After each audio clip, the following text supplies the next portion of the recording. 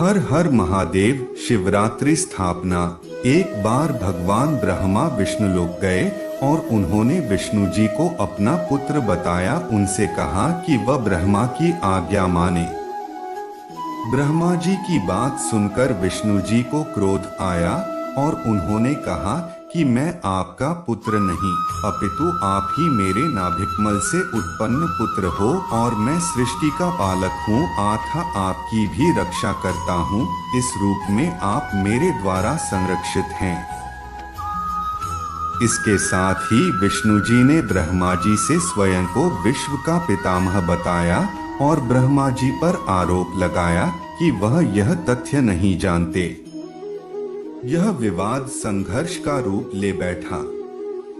इस विवाद के समय पहले तो देवताओं ने आनंद मनाया, पर जब दोनों ब्रह्मा और विष्णु एक दूसरों पर स्वर प्रहार करने लगे तो देवताओं ने भगवान शंकर की शरण जाने का निर्णय किया।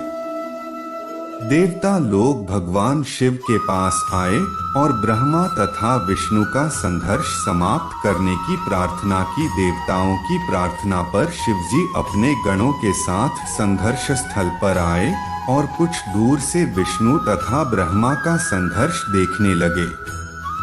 तब अकस्मात शिवजी ने एक स्तंभ का रूप धारण किया और दोनों के बीच आकर खड़े हो गए। उस स्तंभ को देखकर ब्रह्मा तथा विष्णु ने युद्ध रोक दिया। वे आश्चर्यचकित होकर ज्योतिरूप स्तंभ को देखने लगे। ब्रह्मा और विष्णु दोनों ही इस स्तंभ के विषय में सोचने विचारने लगे।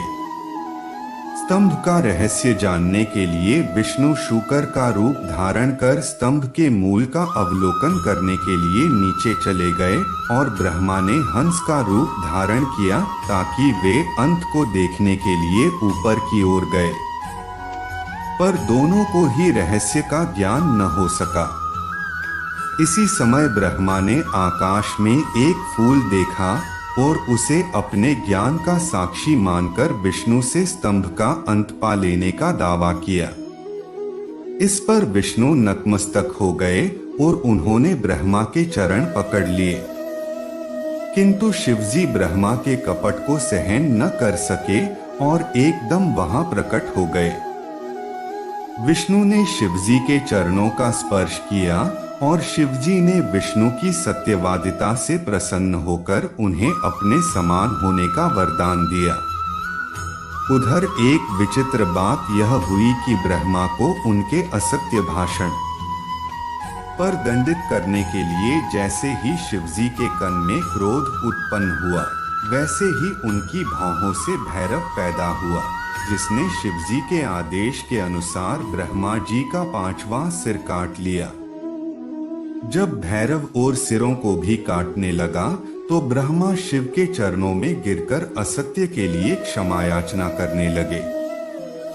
इस पर शिवजी ने भैरव को हटाया, किंतु ब्रह्मा को सत्कार और उत्सव से अलग कर दिया। इसके बाद जब ब्रह्मा जी पुनः विनती करने लगे तो शिवजी ने उन्हें गणों का आचार्य बना दिया।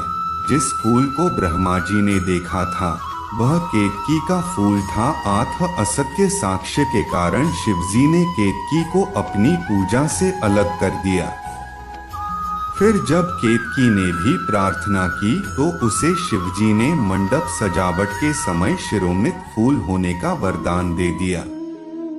इसके बाद ब्रह्मा और विष्णु ने शिवजी को अनेक वस्तुएं समर्पित की और षोडशोपचार से शिवजी की पूजा की। इसके बाद शिवजी ने उन दोनों को समझाया कि वस्तुतः वे ही शिव ईश्वर हैं।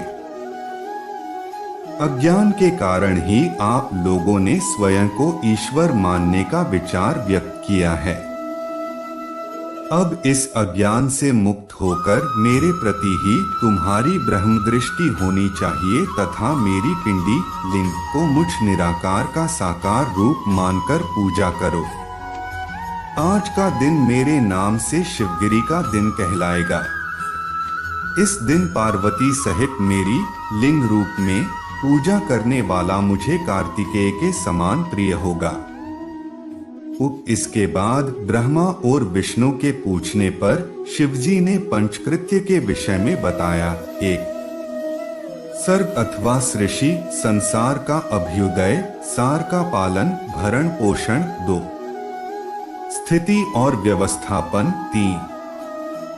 संहार, संसार का विनाश। 4. तिरोभाव, परिवर्तन अथवा उत्क्रम, रूपांतर। 5. अनुग्रह, सर्ग से मुक्ति। शिवजी बोले कि इन 5 कृत्यों से ही मेरे द्वारा संसार का संचालन होता है। इनके संचालन के लिए मेरे 5 मुख, 4 दिशाओं में 4 और बीच में पंचम है। आपने अपने तप से पहली 2 स्थितियों को ही प्राप्त किया है। रुद्र और महेश रूप ने भी संहार और तिरोभाव कृत्यों की प्राप्ति की है। अनुग्रह नामक पंचम कृत्य कोई भी नहीं प्राप्त कर सका है और आप लोगों की एक भूल में और आप में व्याप्त पूर्णता के कारण मुझे रूप, यश, कृत्य, वाहन, आयुधादि का सृष्टि की स्थिति के लिए संग्रह करने पर विवश होना पड़ा। यदि आप अनुग्रह को पाना चाहते हैं तो ओंकार द्वारा मेरा पूजन करो। ओंकार ही मेरा वाच्य है और मैं वाचक हूँ।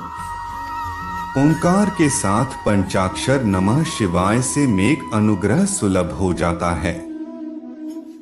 शिवजी के इस दिव्य उपदेश के लिए देवों ने कृतज्ञता प्रकट की और शिवजी की पूजा की। उनकी पूजा स्वीकार कर शिवजी अंतर्ध्यान हो गए।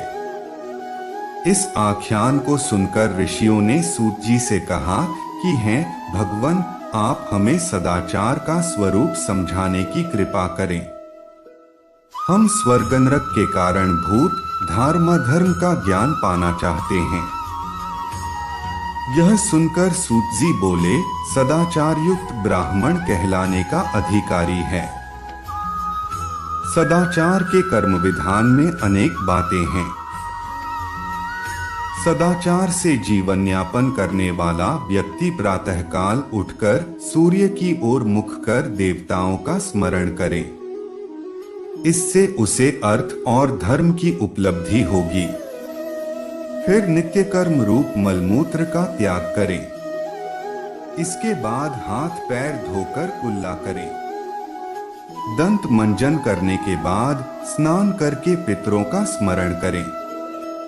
इसके बाद शुद्ध वस्त्र धारण करके मस्तक पर टीका लगाएं।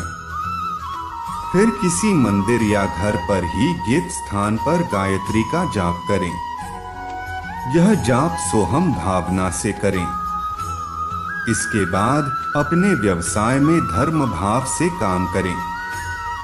इस प्रकार धन उपार्जन करते हुए परिवार का पालन करें। हे ऋषियों, सदाचारी को चाहिए कि द्रव्य धर्म और देह धर्म का पालन करें। दान करण यज्ञ करना, मंदिर वापी बनवाना द्रव्य धर्म कहलाता है और पूजा अर्चना तथा तीर्थ भ्रमण आदि देह धर्म कहलाता है। द्रव्य धर्म से धन वृद्धि और देह धर्म से दिव्यत्व की प्राप्ति होती है। इनके सांगोपांग समन्वय से मनुष्य का अंतःकरण शुद्ध होता है।